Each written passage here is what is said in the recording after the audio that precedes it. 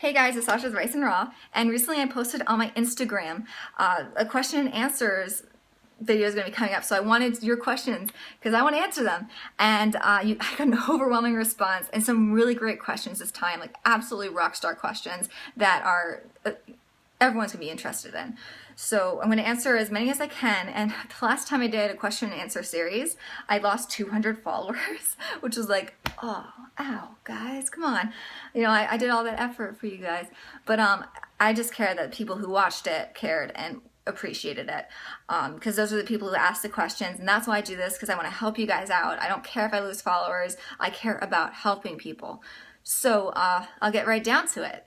And I'll open up with a really good question. Have you lost weight from a vegan diet without doing any exercise besides your normal everyday activity? And I guess this is in the beginning when I first started. Now, when I first started, I had a very bad association with working out because I really forced myself to, when my eating disorder, when I wasn't eating enough, and I'd go for like 2 hours of cardio. So I had a bad taste in my mouth when it came to working out. And I felt like in the beginning, I wasn't mentally ready to incorporate trying to eat enough, and then while I'm burning calories, I couldn't really calibrate making sure that I wouldn't get too hungry. I wanted to just kind of simplify things and just make it straightforward. So when I first started, it took about 4 months to start losing weight, and then after that I lost 30 pounds within the next 6 months. So I lost 30 pounds without working out. However, got skinny fat, I had no muscle, I did not really have any shape to me. I still felt like I had plenty of fat. So that's when I started to think about, you know, working out. And within a year total since starting the high carb vegan lifestyle, I started to slowly incorporate working out, which has helped me tremendously and completely change my whole body composition. So working out I think is really good, but if it's too much for you in the beginning, it's okay to maybe just do some very light exercise, walking, very basic stuff. Don't kill yourself. Just kind of ease into it, especially if you don't work out at all.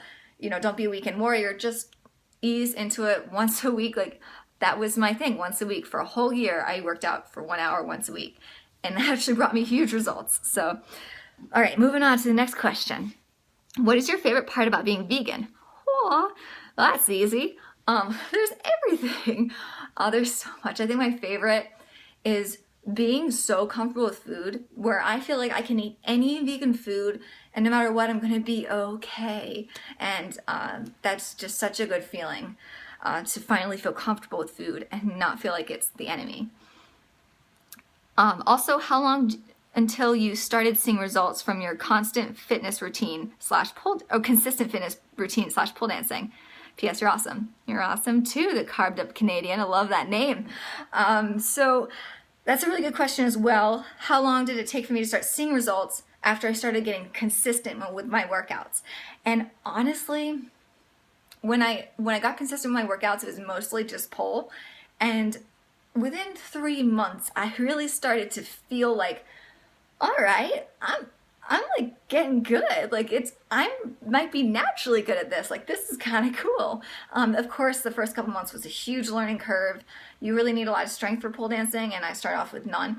So about 3 months, I started to like really feel it. Like, all right, this is awesome. All right.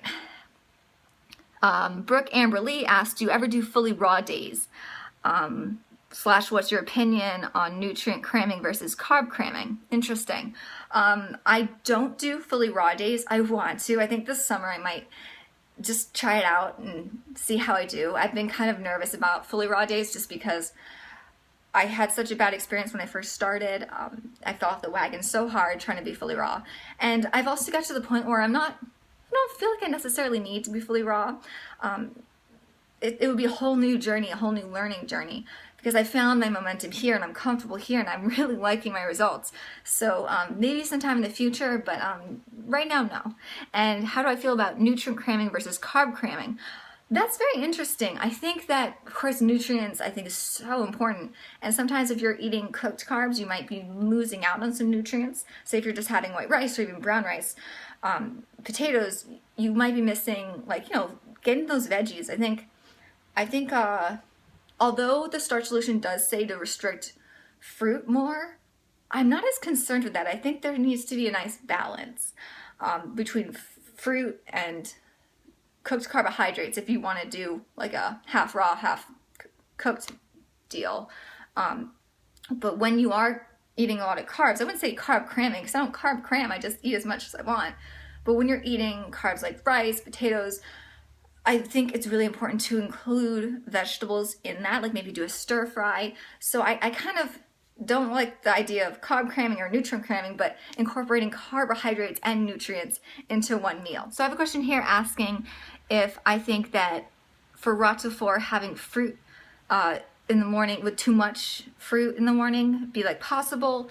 Honestly, when you're on roquefort, I would say anywhere from 600 to like 1,200 calories for your breakfast, really just depending on how much you like eating cooked food later and how controlled you are at eating cooked food later. Because if you're restricting your fruit in the morning, but then you feel like you're going crazy later on, then maybe up your fruit in the morning so then you don't feel like you're going crazy when you're eating cooked food, because I know that's been a complaint from a lot of people. I really don't think you can really overdo fruit until you like start to not like the taste of fruit. So if you're eating 10 bananas and by the 10th banana you're like, all right, I'm really like getting over this, then you're done. So of course smoothies are a little different because they're really broken down. The sugars are like right there in your taste buds. So it's harder to gauge where you need to be when you have smoothies. So that's why I'm always like, okay, 8 bananas or 10 bananas, and like that's kind of like it. And then when I start getting full from the smoothie, sometimes I'll stop a smoothie and be like, I'm done, like I'm good. Because yeah, I know like I said, the starch solution is very almost like restricting the fruit, and I don't really believe in that. I think there needs to be a nice little balance there. Let's see. Do you get a big belly after your meals, dinner for example? Yes. Yes, so I do. I actually was going to post on my Instagram like my nighttime belly versus my morning belly, but I thought it was a little like, I don't know, ostentatious in a way. I don't know. But yeah, I definitely get like a big belly, especially if I'm like really eating. I'm like, yeah. Less so now. The bloating is not as intense as when I first started, so I guess it's something to look forward to. If you guys are struggling with bloating, know that in the future it's not going to be as prominent, it's not going to be as obvious. But yeah, I've had days where I felt like, oh god, I'm super bloated, and like I'm at the beach, or like I'm in a bikini right now and I feel like so chubs. But really it's either just water weight for me or it's just like food in my belly. And then another question from the same person. Since you have to eat quite large quantities, how do you manage in social situations or at work, for example? I own it, and luckily I was at the point where I'm really comfortable with this lifestyle. When I had to start interacting with people through work especially, I own it. I really don't care. I don't get too concerned. It does suck so much that when I'm eating lunch or dinner and everyone else is all done and I'm like halfway through and I'm just like, because I'm a slow eater to begin with, and then I have to eat like a high volume of food, and it's just like kind of stressful. I just roll with the punches, and I know that whenever I do go out for dinner, say with friends, I might not be able to eat things. So, I look at the menu ahead of time. Sometimes I'll eat food ahead of time to make sure I had enough, and so then I could just have maybe like a little small whatever plate, who knows, depending on the restaurant. So I think that's all for this video, and I think that's really, really good questions. I'm going to make another video. I'm going to try to answer as many questions as I can. I hope you guys enjoyed.